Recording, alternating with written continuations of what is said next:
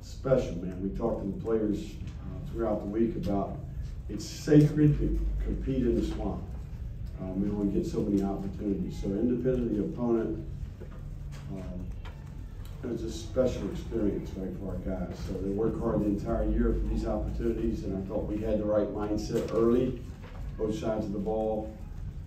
For the most part, did what we should do, truth be known. And ultimately, as a coach there to the, we had a miscue early with the snap, and then we fumbled the ball late. Outside of that, pretty clean day for the most part. So we did some things that were significant statistically, but it really wasn't about that.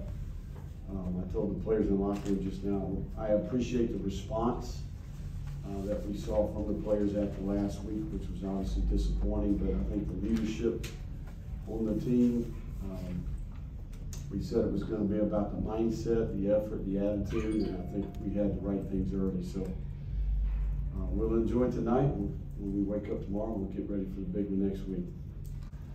One of the things about college football, and I would say the University of Florida in particular, is it gets noisy sometimes, right? I mean, good and bad, right? I mean, if it's bad, then it gets loud, and if it's good, it gets loud. I think the ability to stay consistent in your approach and evaluate things objectively is important, not only for myself and our staff, but I think also for the players.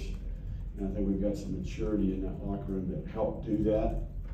Look, there's challenges ahead here, but I do think that what you're saying is true.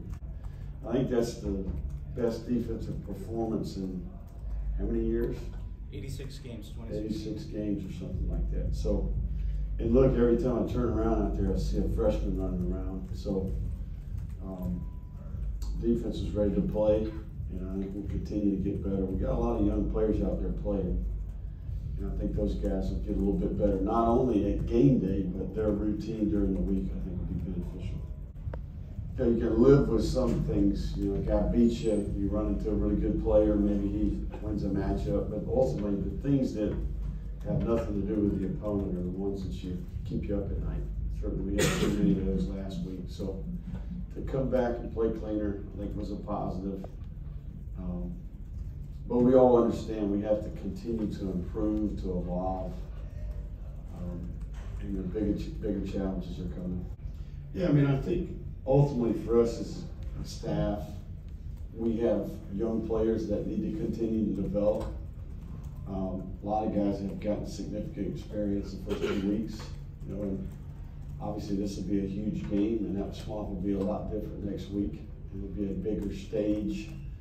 So I think ultimately getting our players accustomed to the routine and then challenging each individual player and even members of the staff that are new, Sunday to Saturday, because that's where the game's won, right? Ultimately as a competitor, if you can prepare, dot all the I's, cross all the T's, and you're well prepared when you show up to the park, you've got a chance to play with confidence. And I think our young players need to continue to learn that.